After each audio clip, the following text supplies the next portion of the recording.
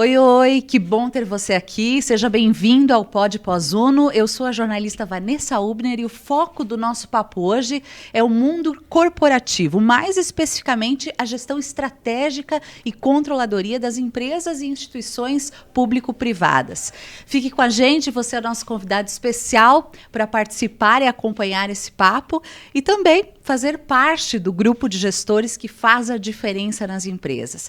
Aqui comigo o professor Celso Galante, graduado e mestre em Ciências Contábeis, especialista em Contabilidade e Gestão Pública, experiência de 22 anos como professor universitário, é coordenador do MBA em Gestão Estratégica e Controladoria da UNO, autor e coautor de livros e artigos científicos no campo da contabilidade, experiência em Controladoria e Gestão Governamental, é sócio-diretor da Áquila Consultoria e secretário executivo da MOSC, Associação de Municípios do Oeste de Santa Catarina. Professor Celso, seja bem-vindo. Obrigado por estar conosco aqui no Pod Pós-Uno. Olá, tudo bem?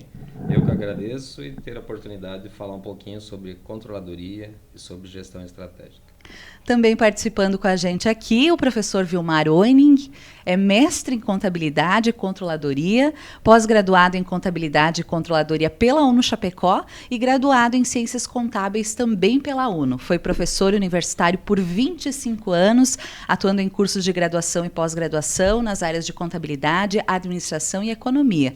Atuou na Controladoria de Organizações por mais de 10 anos, auxiliou no crescimento e desenvolvimento de dezenas de empresas como consultor nas áreas de custos, controladoria e finanças. Desde 2009 é diretor executivo e sócio do grupo Fibratec Piscinas e professor também do MBA em Gestão Estratégica e Controladoria da UNO. Professor Vilmar, é um prazer tê-lo aqui. Muito obrigada pela presença.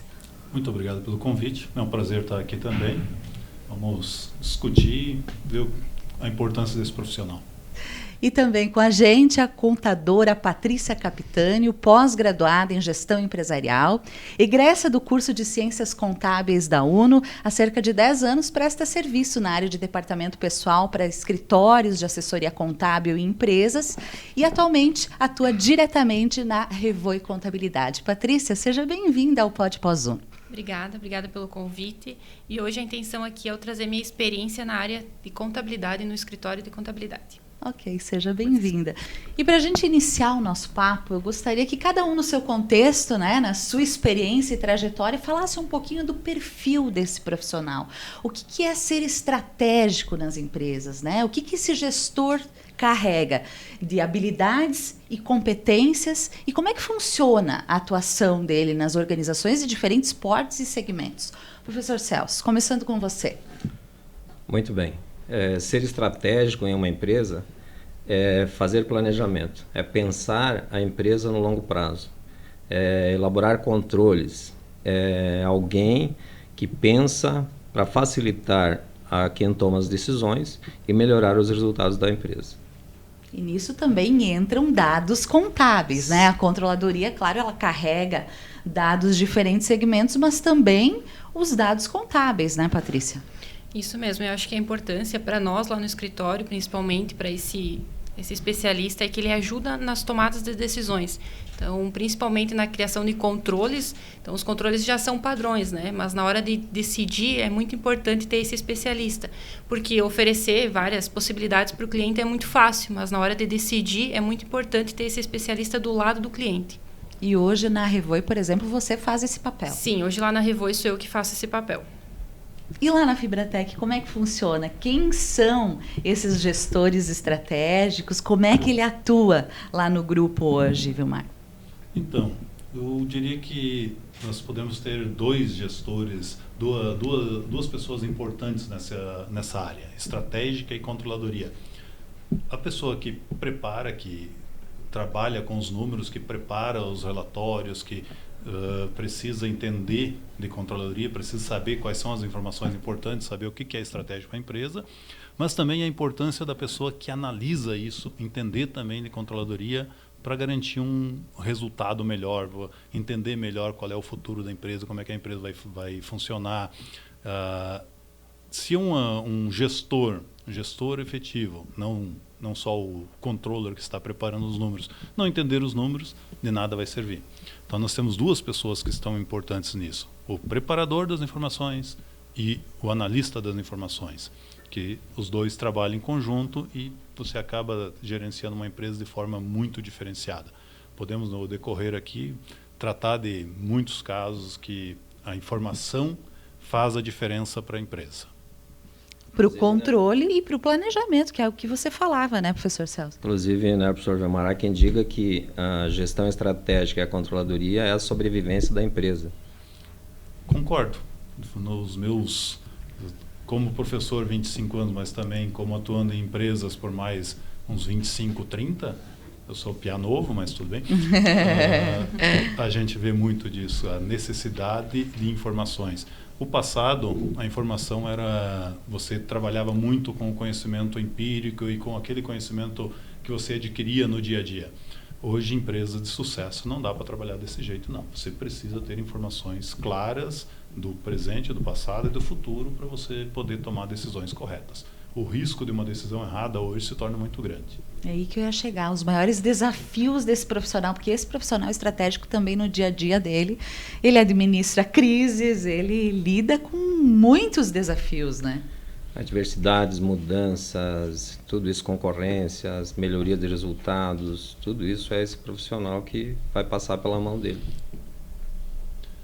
Você imagine uma empresa fazendo bolo sem ter fórmulas. É mais ou menos um gestor tomando decisão sem ter informação. Você vai num ritmo, mas uma hora você vai errar. Você pode dizer, não, eu conheço aqui, mas se entrou um ingrediente novo, uma crise, entrou uma mudança qualquer, a decisão se torna muito arriscada se você trabalhar só com o que você imagina que é verdade. Se não tem informações de como a empresa deve ser tocada. Entra o agente controller, o agente de gestão estratégica. E é um profissional que está sempre muito próximo da direção, né? Numa empresa grande, propriamente dita falando, é um profissional que está sempre ali próximo, né? Vanessa, você imagine vou falar agora da empresa, que controladoria parte de todas as áreas. Precisa um profissional de gestão. Você imagine que para você conseguir ter uma informação de produção, você precisa de um profissional que entenda um pouquinho de controladoria lá dentro da indústria. Para você conseguir controlar o teu estoque, você precisa de um profissional que entenda um pouco de controladoria para fazer entradas e saídas. Você conseguir dar entrada numa nota fiscal, fazer com que essa nota fiscal seja corretamente registrada, você precisa de um profissional que entenda de um pouquinho de tributos, entenda um pouquinho de movimentação, entenda um pouquinho de contas a pagar, de contas a receber, para que essa informação ande corretamente em cada estágio que ela precisa passar para chegar ao gestor uma informação confiável. Então, a abertura do conceito de controladoria é muito grande. De gestão, e principalmente gestão estratégica, ela se torna muito ampla dentro da empresa. Se você pegar uma empresa de grande porte, você acaba tendo profissionais que trabalham com controladoria, 200, 300 profissionais que trabalham para gerar informações. É um departamento, né? A empresa tem setores, departamentos exclusivos para a controladoria.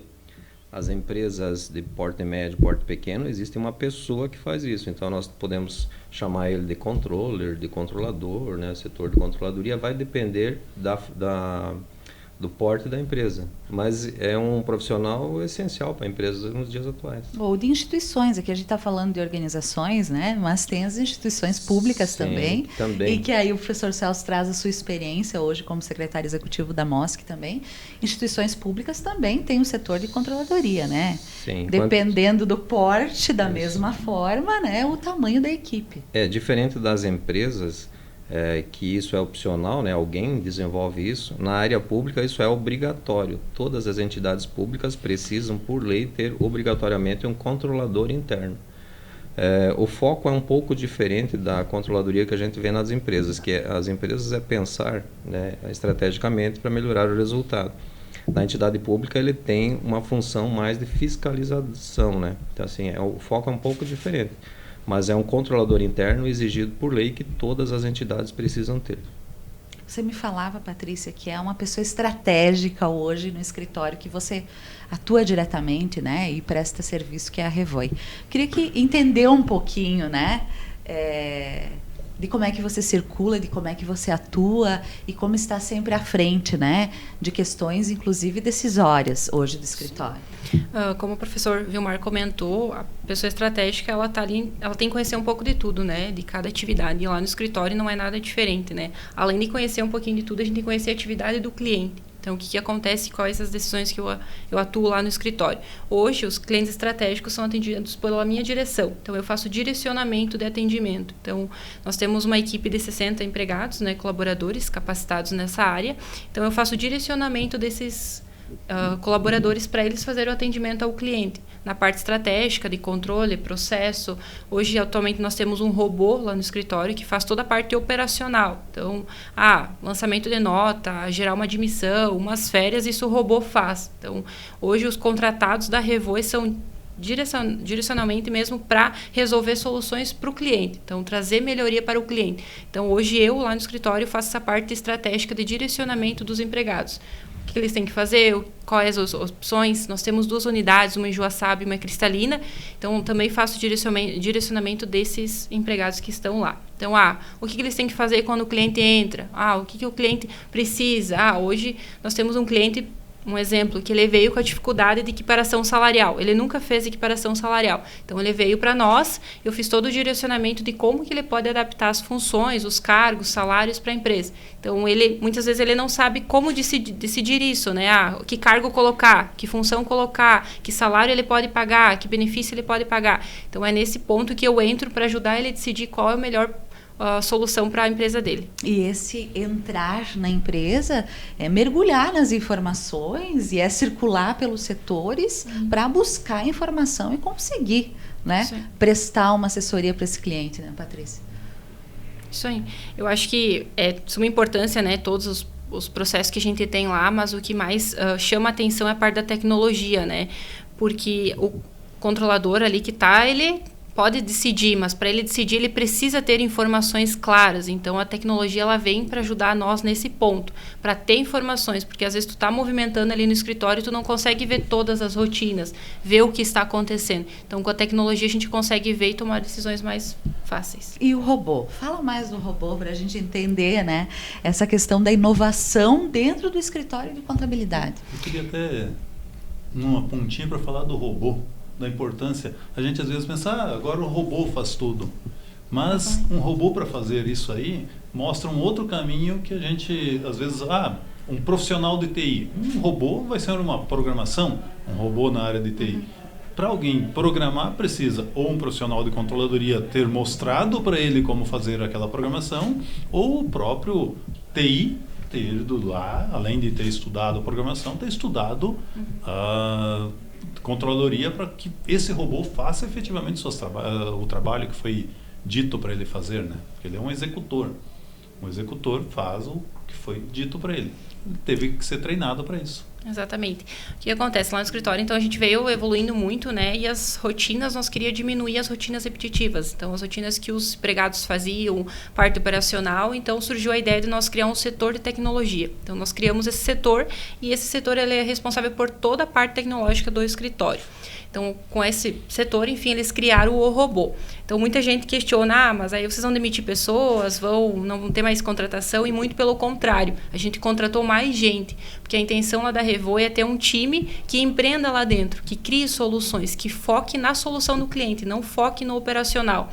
Então, hoje que a gente tinha uma pessoa lá para fazer uma admissão de meia hora, o robô faz em 5 minutos. Vamos fazer uma consulta de cartão CNPJ, por exemplo. Uma pessoa recepcionista ficava ali um tempo, 2, 3 dias gerando, sendo que o robô gera em 10 minutos. E ela pode focar em outra atividade estratégica, focar no atendimento do cliente, ir até o cliente, trazer solução para o cliente. E não só o robô auxilia na parte do escritório, nós também auxiliamos nas empresas. Porque muitas vezes a empresa tem um processo lá que tem um funcionário que fica só fazendo aquele processo, só digitando, por exemplo. Então, nós, como contabilidade, nós vamos até o cliente e fornecemos esse serviço, esse produto, para que também auxilie nas atividades dele. E aí entra também a importância do especialista nesse processo. o professor falava, né? Tem que preparar o time para receber a tecnologia. Não é substituir as pessoas, né? É preparar o time, e é mais um desafio aí para a equipe, né? Mas tem também a importância do especialista, né? Do buscar conhecimento, do se especializar. E quando a gente tem uma oferta, né, professor, um MBA em Gestão Estratégica e Controladoria que oportuniza isso, acho que facilita essa questão. Gostaria que vocês falassem, antes da gente entrar essas informações específicas do curso, se buscam, né? Se priorizam especialistas, se contratam especialistas. Como é que é isso na rotina de vocês nas empresas? Então, falando da Fibratec, pelo período que eu trabalhei também, e tenho amigos trabalhando até hoje em consultoria e outras áreas, posso lhe dizer que busca-se muitos profissionais e poucos se tem no mercado. Profissionais com conhecimento suficiente para assumir uma área de controladoria, de gestão, praticamente inexiste no mercado disponíveis. Existem pessoas que estão no mercado, que são boas, mas quem está no mercado, que tem conhecimento suficiente, normalmente ele está já atuando, já colocado, seja né? na sua empresa, seja como consultor, seja como profissional, empregado em alguma outra empresa. Tem muitos que se formam, aprendem e montam uma empresa de consultoria. O professor Celso pode citar quantos ex-alunos de controladoria que viraram consultores. Em Chapecó, não parece, mas nós temos um celeiro de consultores. Se você pegar um avião na segunda-feira de manhã daqui de Chapecó, nós temos metade do avião, acho que é consultores que estão saindo para fazer consultoria fora de Chapecó. Nós temos muitas empresas de consultoria, como a Revoi, que tratam com consultores do Brasil, com empresas do Brasil inteiro, dão consultoria no Brasil inteiro. Consultorias em controladoria, em gestão. Os profissionais, imagino que a Revoi, assim, eu também como fui consultor há muito tempo, um trabalho que a gente faz é a falta de pessoa com conhecimento dentro da empresa para fazer aquilo que se torna necessário contratar um consultor. Um consultor com conhecimento. É a falta de profissionais. Na Fibratec, nós temos uma equipe hoje trabalhando que gera as informações necessárias. Nós trabalhamos, mas para você ter uma ideia, eu estou trabalhando há 10, 12 anos organizando a nossa controladoria, para que ela chegue num estágio em que não haja mais erros, não haja mais problemas. Um erro de lançamento de nota fiscal às vezes se torna um prejuízo grande para a empresa. Você veja, ou essa madrugada, um caminhão de transporte nosso estava chegando na fábrica, veio de São Paulo até a fábrica em Joinville. Quando estava chegando, a empresa que vendeu para a gente descobriu que tinha errado na emissão da nota fiscal. Faltava 20 quilômetros para chegar. O caminhão voltou de Joinville a São Paulo para trocar a nota fiscal e voltar para Joinville, onde está a fábrica, para descarregar o produto. Prejuízo, olha o custo disso tudo. E se ele não volta, o custo tributário. Tempo, né? Tempo. Se a gente estivesse precisando da matéria-prima, era um problema para nós. Era uma matéria-prima que poderia atrasar. Agora, quando você trabalha com just-in-time, que a matéria-prima chega na hora de consumir, seria um problema sério. É um dia a mais de viagem que foi necessário por um erro de controle. Complementando o que o professor Vilmar menciona, é um profissional difícil de encontrar no mercado. Por quê? Porque os bons profissionais, eles são bastante valorizados. A Chapecó, ela busca esses profissionais para colocar na empresa e está difícil, muito difícil. Esses profissionais, a minha turma, para ter uma ideia, quando eu me formei, hoje 90% são consultores. Então é que nem o professor Vilmar diz, eles estão distribuídos no Brasil inteiro, prestam serviço para o Brasil inteiro, não só para Chapecó. É um campo muito grande, então na parte de gestão estratégica, na parte de controladoria, como a Patrícia falou agora, na parte de inovação, não vai substituir o ser humano. E são oportunidades. Então a pessoa que se capacitar, ela tem emprego garantido e ela é valorizada financeiramente e como pessoa também. Eu lembro a primeira conversa que nós tivemos sobre o curso, sobre o MBA, você me dizia, é um dos profissionais mais procurados no mercado hoje, né, professor? Então, isso a capacitação que nós vamos mencionar, ela proporciona, porque o aluno, ou ele sabe um pouco da teoria ou já atua na área e ele consegue complementar tudo isso. Inclusive tem a ABEX, que é uma das disciplinas, já entrando agora mais a fundo no MBA, que inclusive a Patrícia e o Vilmar, como professor e como empresário, já participaram. Então tem todo o apanhado teórico, mas também esse relacionamento com as empresas, essa aproximação com o mercado. Como é que é isso, Celso? Então, o objetivo do MBA em Gestão Estratégica e Controladoria é aliar a teoria à prática, ou seja, fazer com que o profissional realmente desempenhe tudo isso que a gente está conversando nesse momento. Além de todas as disciplinas que o curso oferece, né, começa com controladoria, que é para situar o aluno, nós temos custos, planejamento, orçamento, gestão estratégica, muitas outras disciplinas, consultoria. Existe o fechamento da disciplina, que é a chamada BEX, né, que são os cases que são mostrados para os alunos, cases empresariais. Aqui nós temos o professor Vilmar, que mostrou o case da Vibratec na 4ª edição, e a Patrícia, que mostrou o case da Revoe na última edição também. Agrega muito para os alunos. Os alunos, aquilo que eles vão acumulando nas disciplinas até o final, nessa disciplina que faz o fechamento da pós, eles aprendem um pouquinho com cada empresa. Então é isso que faz um diferencial do curso também. Então assim, o professor Vilmar fez o relato do que acontece na empresa dele. E nós não levamos empresas do mesmo ramo, do mesmo porte. Nós levamos empresas prestadoras de serviço, contabilidade, todo tipo de empresa. E temos uma lista grande, inclusive empresas parceiras da Chapecó, que gostam de ir lá mostrar o case.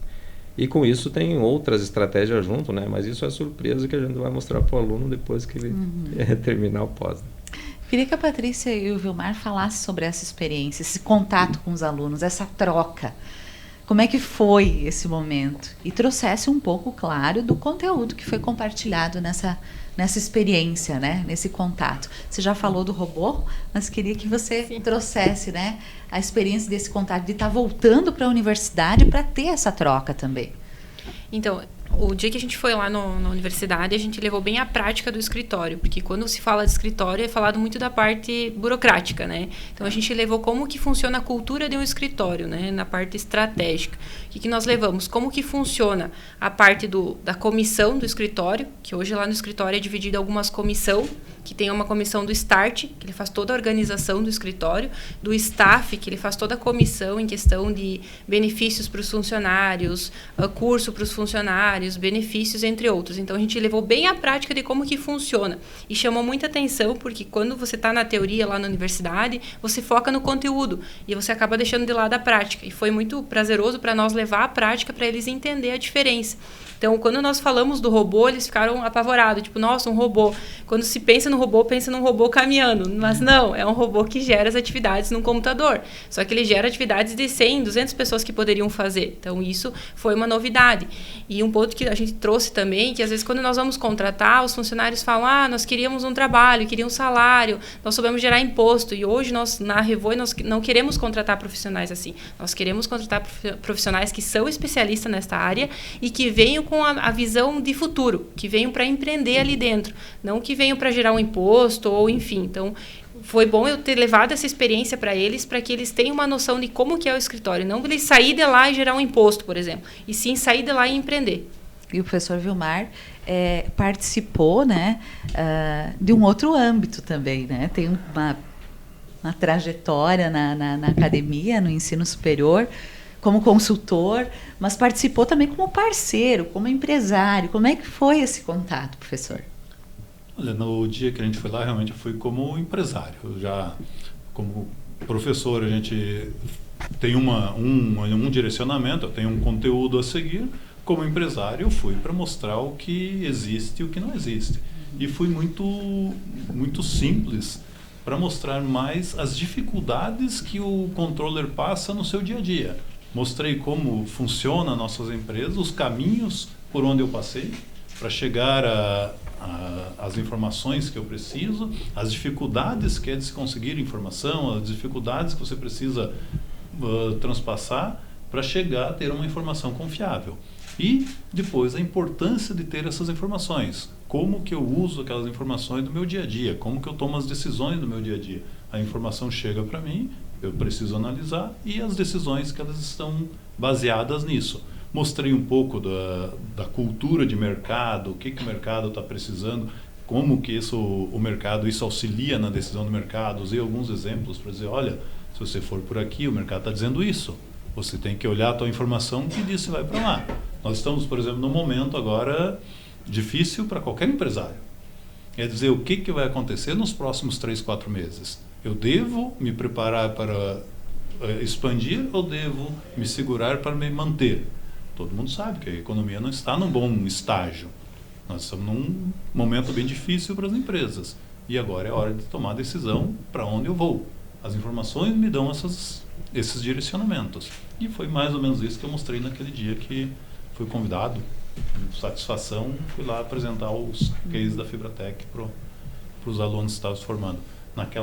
Aquela edição, se eu não me engano, meu filho estava participando também, mas eu não contei para ele que ele chegou atrasado.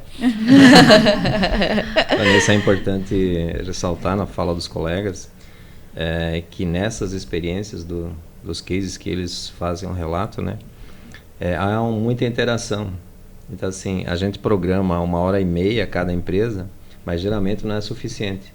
Porque a partir do momento que uma empresa vai fazendo o seu relato do que acontece, os alunos vão lançando perguntas, porque vai instigando a curiosidade deles. Tem muita interação, né? Então, por exemplo, geralmente na parte do sábado até meio-dia, geralmente a gente não consegue terminar, né, em função da quantidade de participações que nós temos, de curiosidade dos alunos. Olha que bacana. Olha, voltando um pouco à fala do professor aqui com relação à análise de cenário, de números e da situação, enfim, econômica atual, isso também se trabalha, né? Tem lá nos componentes curriculares isso também, né, professor Celso? Sim, tem. Então eu falava um pouco dos conteúdos, né? Qual o componente? Nós temos análise econômica, liderança e gestão de equipes, negociação e tomada de decisão, gestão de custo e formação de preço de venda, que é a disciplina do professor Vilmar, planejamento estratégico, gestão orçamentária, estratégia de negociação, consultoria empresarial, avaliação de desempenho empresarial, gestão de riscos, planejamento e gestão tributária, e aí se encerra com os cases, né? Então enriquece em todas essas áreas que nós acabamos de falar, né? Poderia até incluir uma da parte de tecnologia, né? Já fica aí a dica. A dica. Professor, objetivo geral do curso, para a gente entrar nessas informações específicas aí do MBA.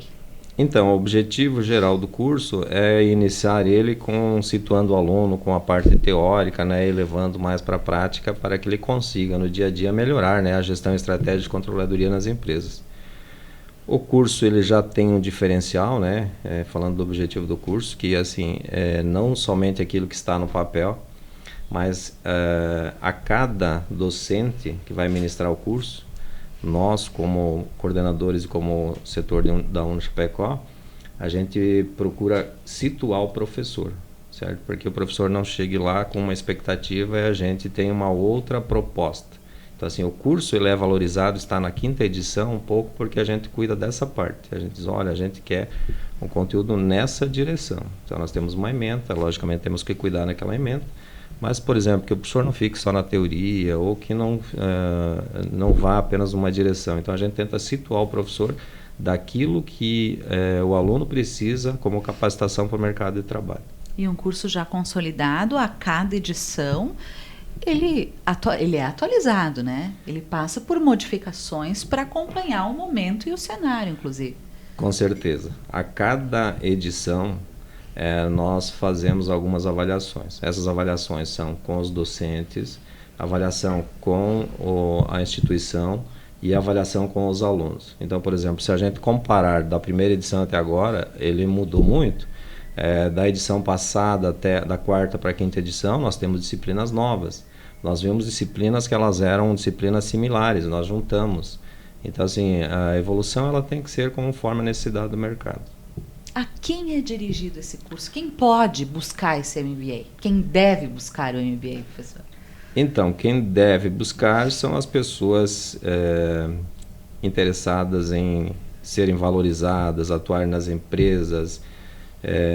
Nós temos uma tendência que quem participa do curso são alunos de administração, ciências contábeis e economia. Essa é uma tendência que a gente tinha.